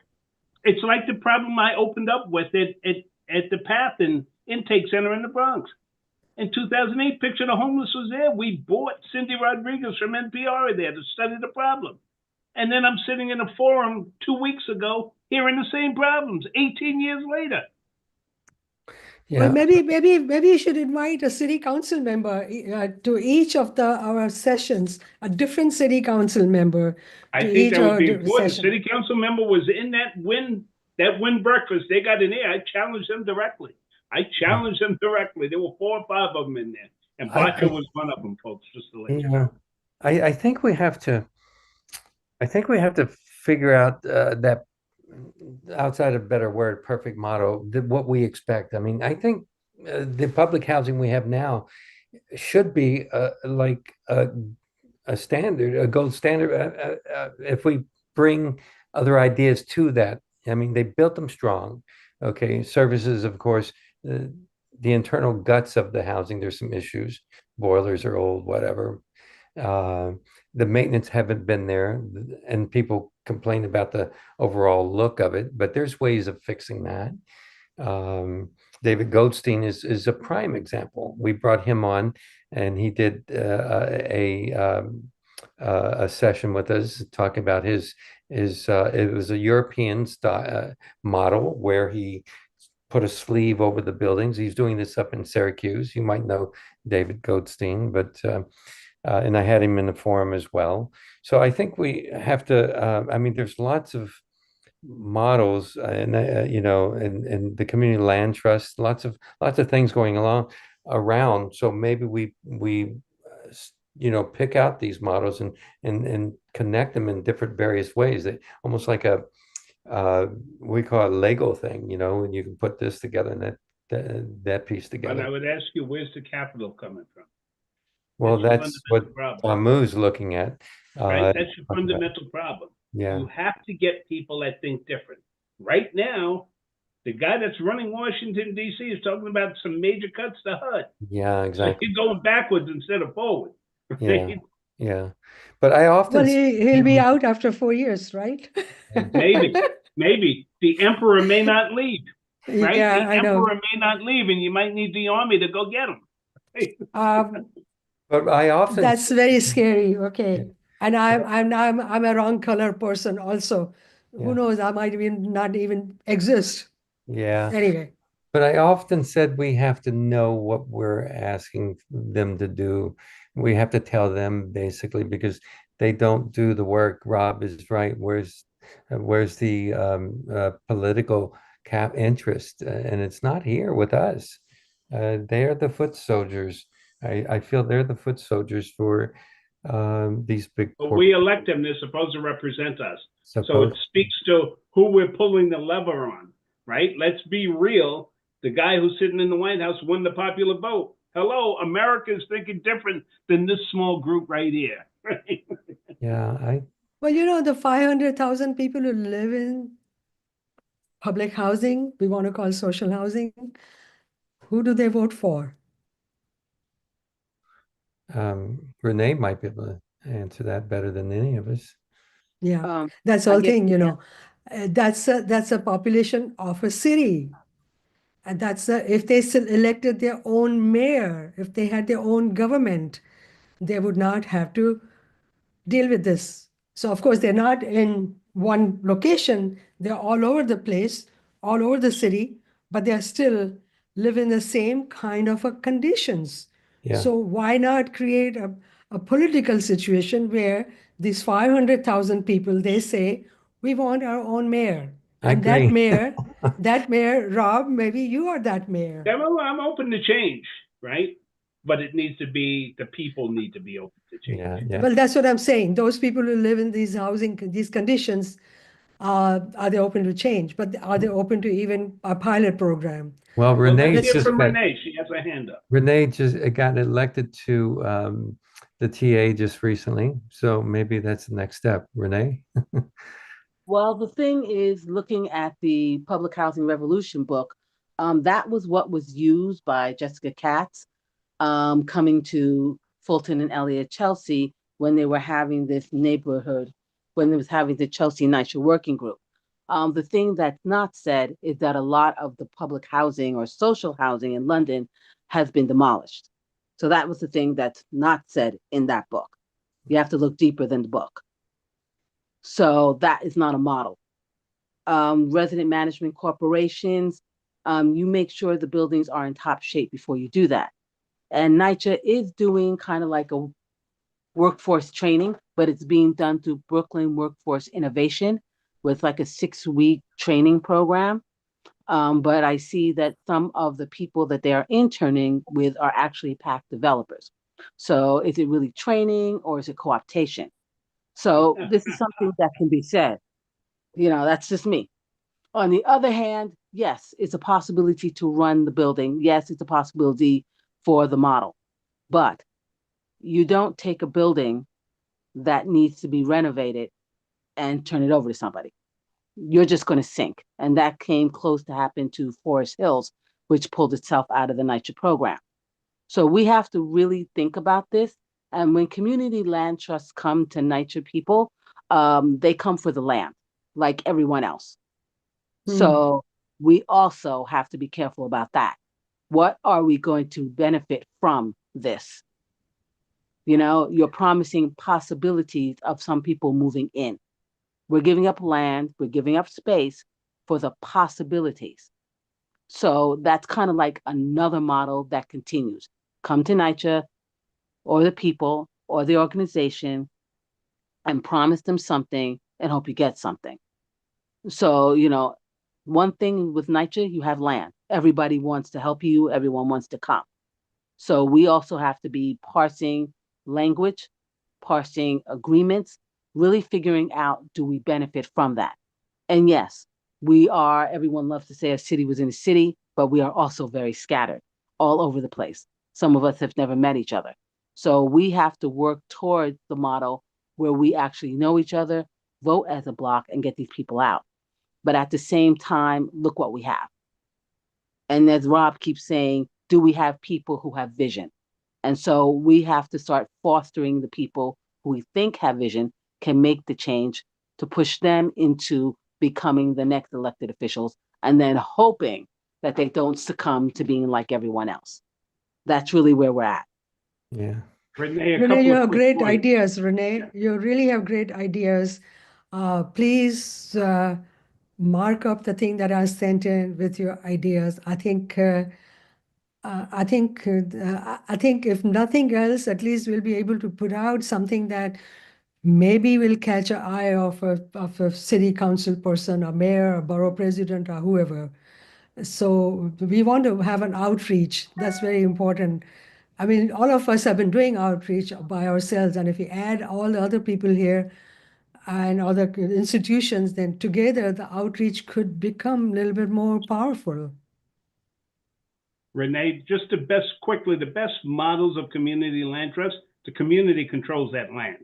That's what it's all about. That's what Cooper Square is about, and something that Damani brought up earlier, Dudley Square, that's the model I look up to. They turned that's a whole African American community that took control of that community. And there is, single family homes, there are cooperative housing, there are public housing, there is rental property, all controlled by the Dudley Square Initiative. So there are models. We can talk about it. Maybe we should meet up and have some conversations, but there are some good models. I'm sticking by Cooper Square because it is one that is working in New York. There are people living on the Lower E that have 2-bedroom apartments and their rent is like $800 a month. They just don't That's get great. It took 50 years to get there, from what I understand from our For previous. 50 years, it was a 50-year struggle, but they won. Yeah, yeah. Yeah, I know the community land trust is just, you can shape it any way you want depending on who's involved, and it's just like a resident management, that sort of thing. They're The fundamental idea is a community, you give the community land in perpetuity and they control it. Yeah, yeah. Fundamental way to set up a community land trust. We govern it, we control it, not outside entities. It's, and I don't think a whole different relationship than we're accustomed to. I don't think we want to be subjected to any kind of government. They're just not working for us. Government rule or conditioning conditions. I just think that's I like that, Rob. Anyway, if we elect the right people, maybe we can be okay. So we always elections. We got to get the right people in office, right? Now in this capitalist system, they're always. It can't work. Listen, I'm going to hold up New York City Council. 51 people, 29 of them are progressive women, man. First time ever. Don't tell me it can't work, right? They might have their hands tied in some other ways, but it's up to us to stand behind them and lift them up, right? But I think right now we're in pretty good shape. We got a progressive city council here, and a lot of the state legislature is moving in that direction. It's up to us to push them. I mean, we have to push hard just to even get their signatures on a bill. I mean, I mean, we've got a bill here that's very simple. What I talked about earlier, the healthcare bill, 1096, just to protect the retirees. That wasn't. We just wanted their signatures on the bill, not even. And we can't. It's a push. It's a real struggle. Renee can attest. I mean, Luana can attest to that. She was involved with that. Any of our members, and these folks have been in court 13 times battling the mayor, and the council people have not come forward. Only a few, 7, I think, right? 7 signed Former up. UN Special Rapporteur Raquel Rolnick told me it's not something you win overnight. Human rights is a constant struggle, man. Yeah, it's a constant fight. I got to bail for another call. This was rich and interesting, but I got to bail for another call, folks. Me too. Right, thanks, Yeah. Rob. Bye-bye. All right, thanks, Damu. Thanks, Thank you. everybody. Hey, John. Thank you. Hi, Alex. I know I'm there's gonna- let me there's put a this on Zoom. recording on. Let me stop this recording. Thank you. Good talking to you. Yeah. Okay. Let me stop the recording. Then we can.